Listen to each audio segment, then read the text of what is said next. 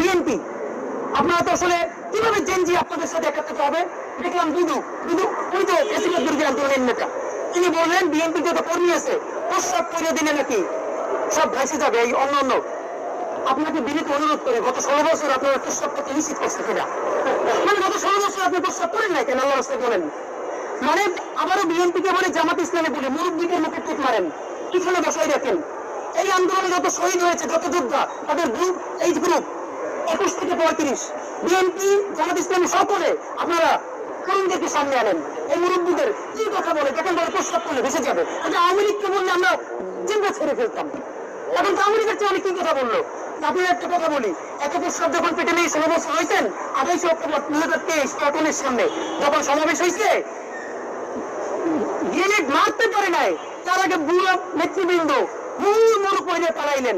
আমরা বিএনপির কর্মী নেতা 1 ঘন্টা সেখানে স্টেজে